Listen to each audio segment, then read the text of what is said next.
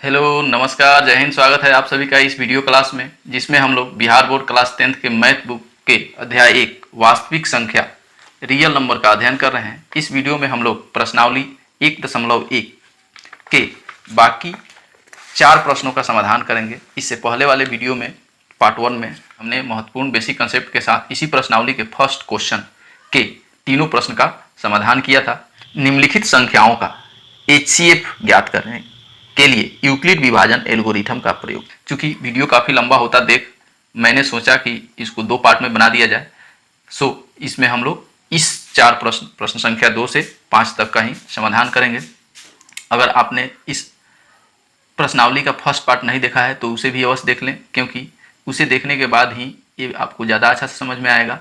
वो video 10th math वाले playlist में आपको मिल जाएगा। चलिए स्टार्ट करते हैं। यहाँ प्रश्न संख्या 2 कह रहा है कि दर्शाएं कि कोई भी धनात्मक विषम पूर्णांक 6q + 1 या 6q + 3 या 6q + 5 के रूप का होता है जहाँ q कोई पूर्णांक है। तो हमने यूक्लिड विभाजन पर में पहले पढ़ा है। यहाँ हम लोग इस प्रश्न को यूक्लिड विभाजन लेमा से हल करेंगे। अब इस लेमा के बारे में चूंकि हमें पता है कि कोई भी पूर्णांक 6q + 1, 6q + 3, 6q + 5, इन सभी में 1, 3, 5 ये सभी विषम पूर्णांक के रूप में है। तो लिखेंगे हमें पता है कि कोई भी पूर्णांक विषम अगर विषम है तो इस रूप में वह होगा। तो यहाँ आपको एक लॉजिक मैं बता रहा हूँ, हमको देखना है। चूंकि हम लोगों ने यूक्लिड विभाजन पर में देखा है कि a = BQ + R, यानी भाज्य बराबर भाजक गुने भागफल जोड़ शेष। ये हम लोगों ने पहले पढ़ चुका है। तो यहाँ हम देखेंगे कि लिखा हुआ है आपको 6, तो 6 हो गया हमारा b, q + 1, तो यहाँ हमारा 6 जो है वह b हो गया, q उसके बाद +1, q हमारा भागफल हो गया, और प्लस r जो होता है शेषफल वो लिखा हुआ है। तो इस तरह हम लोग 6q + 1 है, तो यहाँ हम लोग मान लेंगे a = BQ + R। तो इस 6 को हम लोग b मान लेंगे। तो लिखेंगे माना कि a एक पूर्णांक है जो 6 से बड़ा है, क्योंकि यह होता है नियम कि हमेशा भाज्य जो होता है भाजक भागफल और शेषफल से बड़ा होता है। यह हम लोगों ने देखा है। यहाँ लिखा हुआ है 6q + 1, 6q + 3, 6q + 5, यानी इसमें किसी भी एक से ये जो होता है भाज्य जो होता है वह बड़ा होता है। एकदम यह बात फिक्स है। तो यहाँ 6 को हम लोग b मान लेंगे b = 6 हो गया। तो अतः लिखेंगे यहाँ अतः शेषफल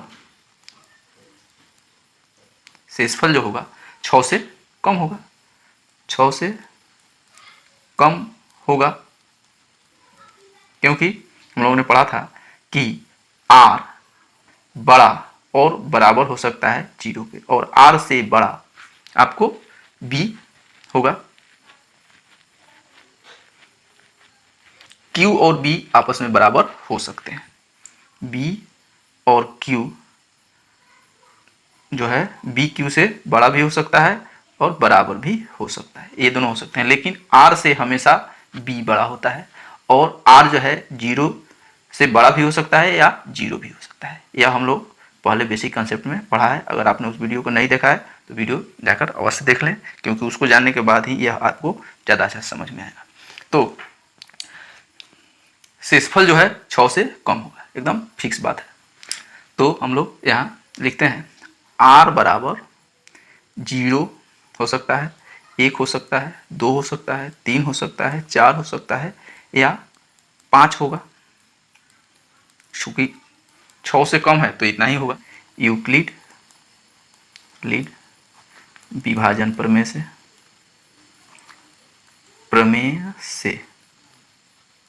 हो गया। तो केस वन लेते हैं, चरण 1। यहाँ a बराबर होगा 6q प्लस 0, क्योंकि हम लोग 0 से प्रारंभ किया है तो 0 से लेंगे, 0 लेते हैं। इसको मान लेंगे हम समीकरण 1, इसमें a बराबर आपको आ जाएगा, 0 जोड़ने से कोई अंतर पड़ता नहीं है तो 6q हो गया। एक सम संख्या होगा, यह एक सम संख्या होगा, चूंकि q कोई भी पूर्णांक हो उसे 6 से गुना करने पर सम संख्या बन ही जाएगा। जैसे एग्जाम्पल में आपको हम देते हैं, q विषम संख्या ले लेते हैं 3, इसमें 6 से गुना करेंगे तो वह 6 3 18 सम संख्या हो जाएगा, क्योंकि एक सम में किसी भी विषम से गुना करेंगे तो वह सम होगा, एकदम फिक्स बात है। आप देख लीजिए, यहाँ 5 में 6 से गुना करते हैं 30 बन जाएगा, 7 में 6 से गुना करेंगे 42 बन जाएगा, यानी हमेशा यह सम ही बनता है, यह आपको एकदम फिक्स चीज़ है।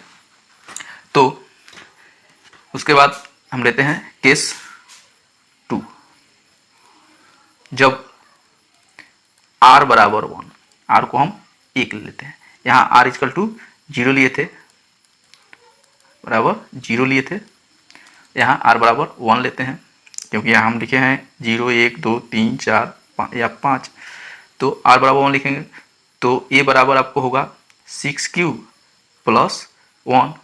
ये आपको इसमें अब करेंगे तो यह विषम हो जाएगा, क्योंकि किसी भी सम में 1 जोड़ेंगे तो वह विषम हो जाएगा, यह फिक्स बात है, यह एक विषम संख्या हो जाएगा। इसको ले लेते हैं समीकरण 2।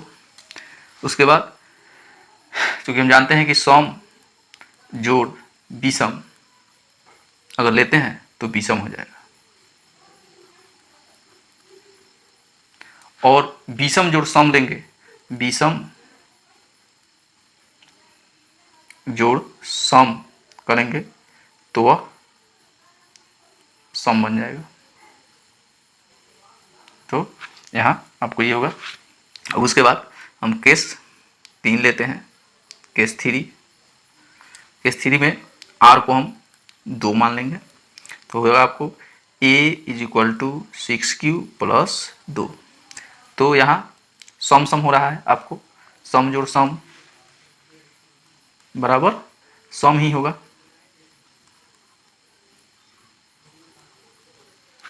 सम जोड़ सम बराबर सम।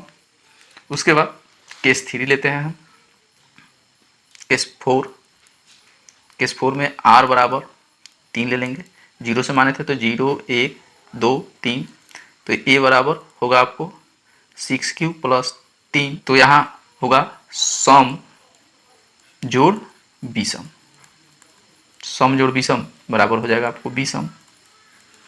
उसके बाद केस 5 लेते हैं, यहाँ r = 4 ले लेंगे, r बराबर 4 लेते हैं तो a बराबर होगा 6q प्लस 4, जहाँ इसमें सम जोड़ सम आ जाएगा आपको सम संख्या और सम संख्या को जोड़ेंगे तो सम होगा। इस तरह आपको यहाँ एक आ जाएगा,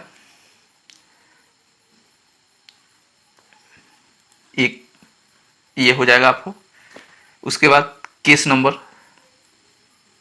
6, यहाँ हम लोगों को हमने 4 तक ले लिया, 5 तक लेना है हमको, तो r बराबर 5 लेंगे, 5 लेते हैं तो a बराबर होगा 6q प्लस 5, तो एक सम और एक विषम, तो यहाँ होगा सम जोड़ विषम, ये आपका हो जाएगा समीकरण 3, और ये आपका हो गया समीकरण 2 हो गया।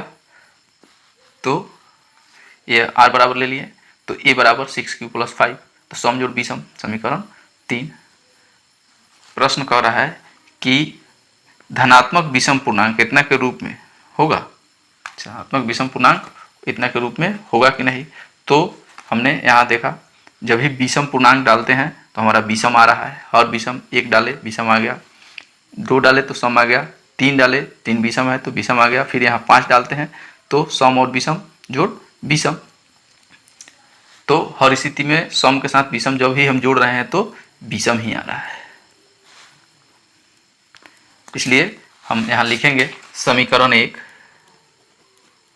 1, 2 व 3 से स्पष्ट है कि सभी धनात्मक विषम पूर्णांक 6q + 1, 6q + 3, 6q + 5 के रूप का होता है। यह हमारा साबित हो गया।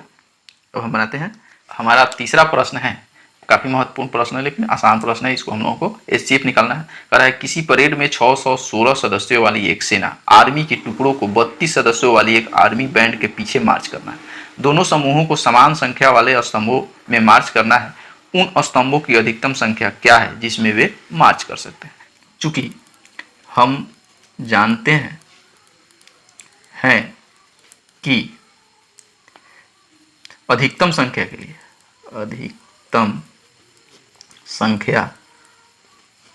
के लिए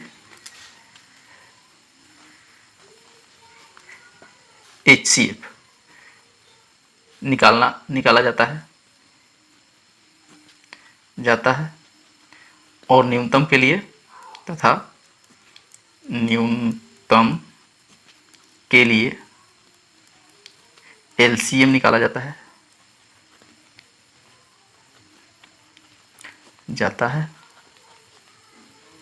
हो गया। तो यहाँ हम लिखेंगे प्रश्नानुसार हल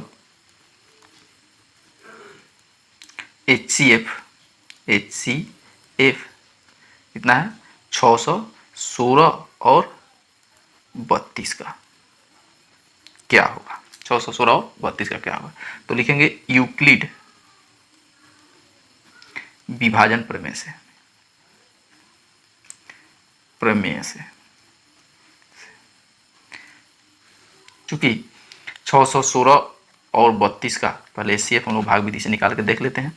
32 से इसमें भाग देंगे तो 2 मरतबे ज़्यादा हो जाएगा, एक बार में लगाएंगे 32, इसमें से आएगा आपको 29 घटेगा, ऊपर से उतरेगा 6। अब उसके बाद हम लोग 9 मरतबे लगाते हैं, 9 मरतबे लगाएंगे आएगा आपको 9 दूना 18, 9 त्रिका 27, 1 28 यानी 288। तो इसमें से 16 में से 8 गया 8, बाकी सब 0 हो गया। तो यहाँ हमारा 8 आ जाता है। अब हमको यहाँ 32 लगा देना है, यानी 2 चरण में 8 चौका 32। तो यहाँ हमारा HCF जो है 8 है। तो चूंकि 616 बड़ा है 32 से, इसलिए चरण फर्स्ट करेंगे क्या, 616 बराबर होता क्या है, भाजक गुने भागफल जोड़ शेषफल। तो यहाँ लिखेंगे भाजक हमारा है 32, भागफल है 19 जोड़ शेषफल है 8 हो गया। उसके बाद चरण दो में हमने क्या किया था, चरण 2 में हमने 8 से भाग दिया था 32 में और 4 भागफल आया और शेष जो है 0। जब भी HCF में शेष 0 हो जाए तो HCF सही बन गया, वरना सही नहीं बना है, इस बात का ध्यान रखिएगा। तो किस में हम लोग दिए थे 32 में, किस चीज़ से भाग दिए थे 8 से, भागफल क्या आया 4 और शेषफल क्या आया 0। तो जो अंतिम भाजक होता है वही हमारा मौसा होता है। तो यहाँ 0 और 8 आमने सामने आ गया, तो अंतिम भाजक हमारा यही 8 हुआ, इसलिए लिखेंगे HCF बराबर 8। यही आपका हो गया सर, कितना टुकड़ी में, 8 टुकड़ी में वह बांटे जाएंगे। 4 को हम लोग बनाते हैं। यूक्लिड विभाजन प्रमेयिका का प्रयोग करके दर्शाएं कि किसी धनात्मक पूर्णांक का वर्ग किसी पूर्णांक m के लिए 3m या 3m + 1 के रूप में होता है कि नहीं। संकेत आपको यहाँ कुछ दिया हुआ है, जैसे हम लोगों ने पहले प्रश्न को बनाया था दूसरे नंबर को। माना कि पूर्णांक a के लिए लिए चूंकि हमारा सूत्र होता है A equal to b q plus r, इसको हम लोगों ने यूक्लिड प्रमेय के को देखा है। तो यहाँ जो है हमेशा हमको 3 है, तो b को हम लोग 3 मान लेंगे, b बराबर 3, इसलिए कि b जो है हमेशा r से बड़ा होता है, चूंकि b हमेशा बड़ा होता है r से, तो r बराबर होगा 0, 1, 2, इतना ही हो सकता है क्योंकि b 3 है, यहाँ b बराबर 3 है। तो लिखेंगे यूक्लिड विभाजन प्रमेय से, यूक्लिड विभाजन प्रमेय से यूक्लिड विभाजन प्रमेय है a equal to b q plus r, यह आपका हो गया। तो केस 1 यहाँ लिखेंगे, केस 1 में हमको रखना है a बराबर 3, b हमारा 3 है 3, और m प्लस 3 चरण करना है हमको 0, 1, 2, 3 का 2 का, तो 0 रखते हैं, r बराबर 0 रखते हैं, r बराबर 0 रखते हैं, हो गया। तो a बराबर होगा 3m, 0 जोड़ने से कोई अंतर नहीं होता है। अब दोनों तरफ वर्ग करने पर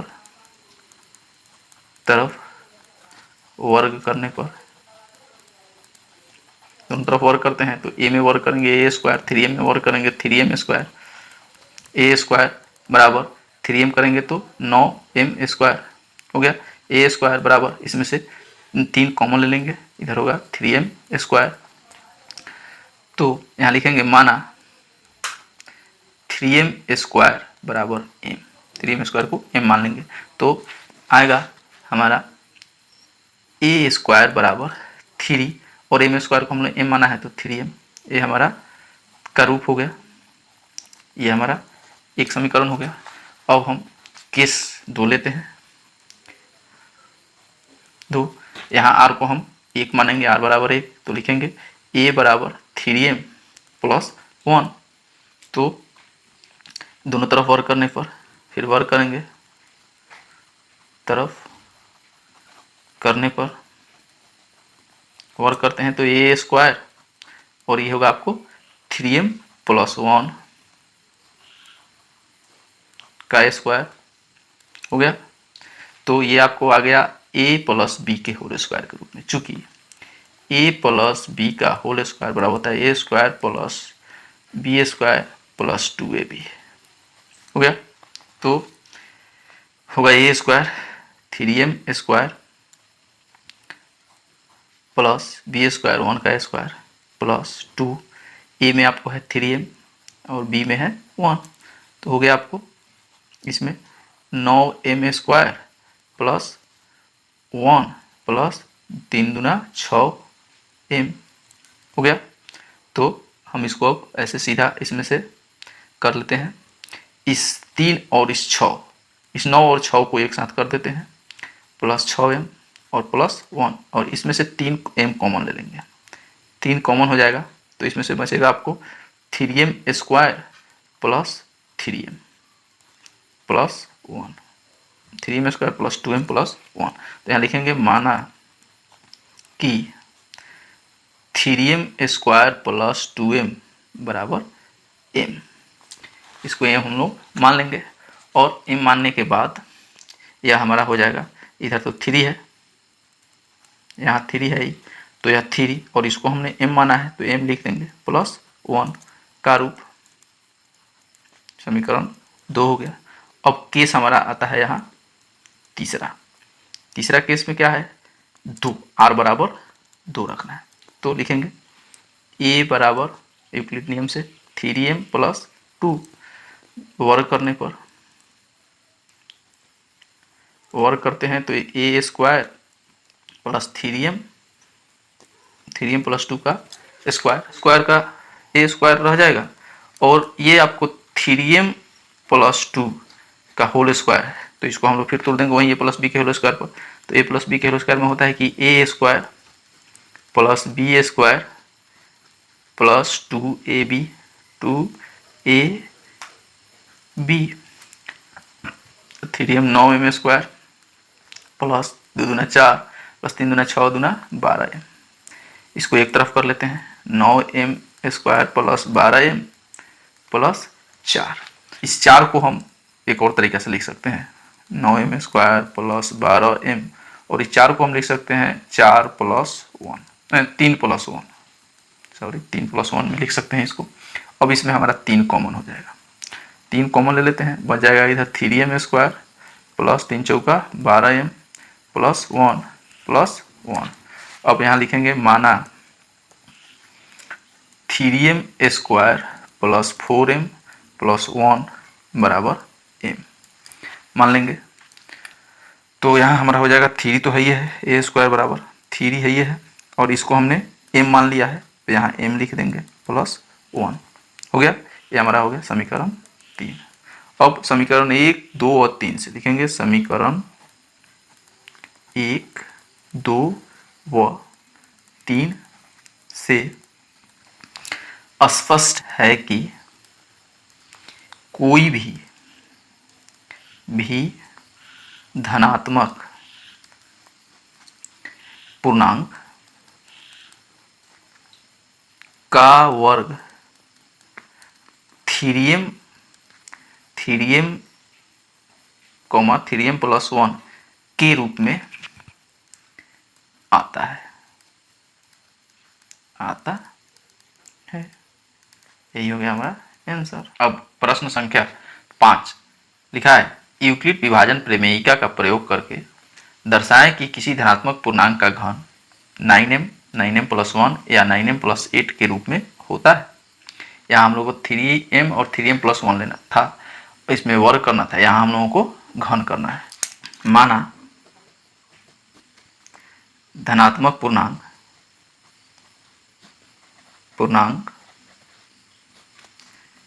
9 है,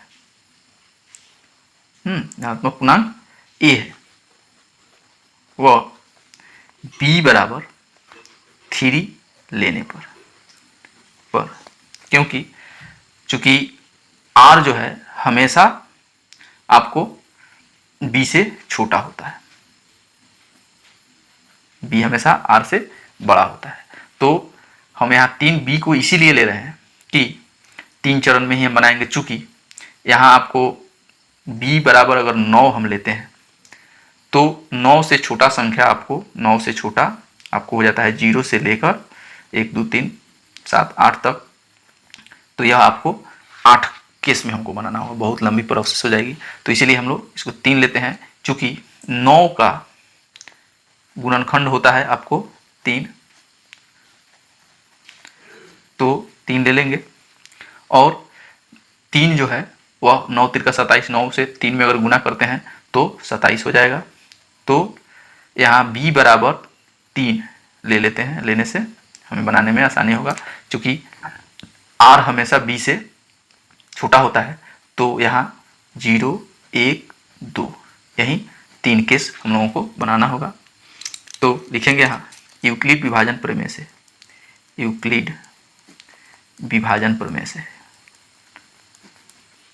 से चूंकि यूक्लिड विभाजन प्रमेय हम लोग शुरू से पढ़ते आ रहे हैं कि a बराबर BQ प्लस R, यही आपको होता है।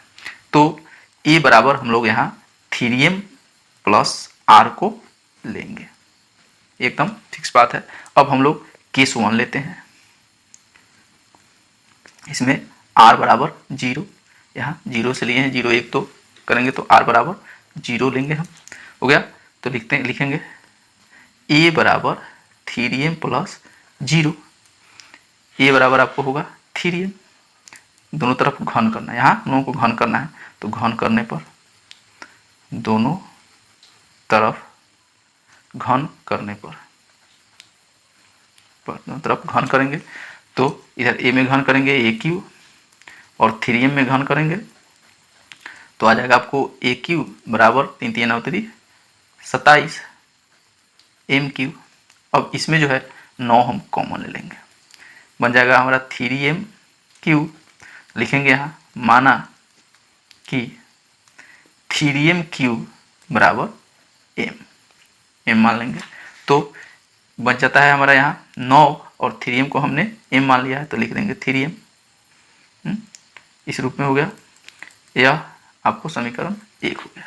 अब लेते हैं केस 2, a बराबर 3m प्लस r है, r बराबर जो है हमारा, अब वहाँ 0 लिए थे, अब यहाँ 1 लेंगे, 1 ले लेते हैं तो a बराबर होगा 3m प्लस 1, 3m प्लस 1 हो जाता है।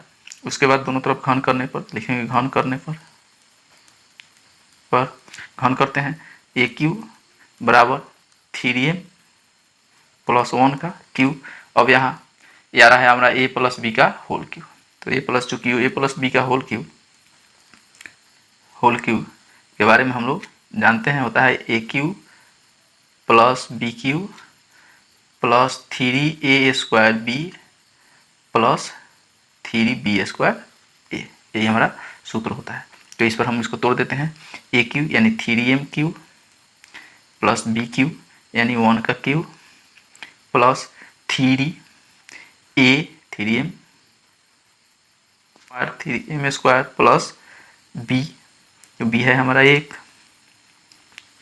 इंटू प्लस 3b स्क्वायर, तो b है हमारा 1 का स्क्वायर इंटू a 3m हो गया। इसको हम करेंगे 3 तिहाई 9 3 27 m क्यूब प्लस 1 प्लस 3 तिया 9 9 3 का 27 में 1 से गुना करेंगे 27 m स्क्वायर प्लस 3 तिया 9 m प्लस ये, अब इसको हम लोग सीधा लिख देते हैं 3m 27 m cube plus 27 m square plus 9m plus 1। अब इस सब में से 9 कॉमन हो जाएगा, 9 को हम लोग कॉमन ले लेते हैं, बच जाएगा आपको 9 3 का 27 3 cube plus 3m square plus m 3, इसमें से कॉमन लिए तो प्लस 1 हो गया। अब लिखेंगे माना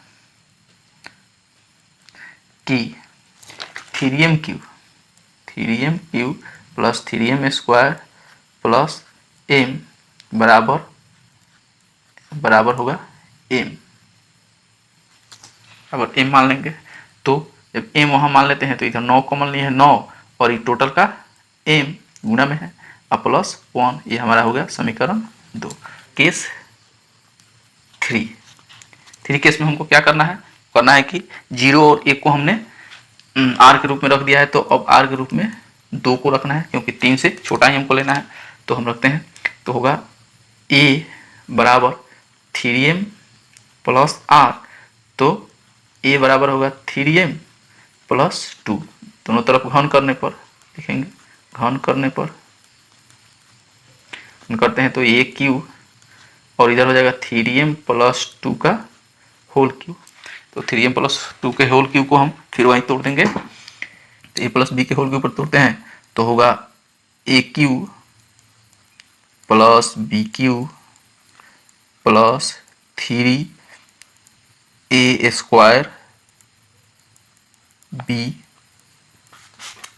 में आपको 2 है प्लस आपको यहाँ आ जाएगा 3b स्क्वायर, तो 2 का स्क्वायर प्लस a 3m हो गया। तो ये हो जाएगा आपको 3 3 9 3 27 m स्क्वायर प्लस 2 दूना 4 दूना 8 प्लस 3 3 9 3 का 27 दूना 54 m स्क्वायर प्लस 2 दूना 4 3 12 3 36 m। तो इसको सीधा ऐसे लिख देते हैं 27 m square plus 27 m cube plus 54 m square plus 36 m plus 8। अब इस सब में से 9 कॉमन हो जाएगा, तो बन जाएगा 3m क्यूब प्लस 9 छक 54 6m स्क्वायर प्लस 6 छक 36 6m 9 चौका 36 4m प्लस 8 को हम लिख सकते हैं, 8 को 8 लिख दिए। अब इसको मान लेते हैं, माना 3m³ plus 6m² plus 4m बराबर m, इसको m मान लेते हैं। तो यहाँ 9 हमने कॉमन लिया था, a³ बराबर हो जाएगा 9 और इस सब को मान लिए हैं m, तो लिख देंगे m प्लस 8। तो ये हो गया हमारा समीकरण 3। अब लिखेंगे यहाँ समीकरण 1, 2 और 3 को लिखेंगे समीकरण 1, 2 तथा 3 से किसी भी धनात्मक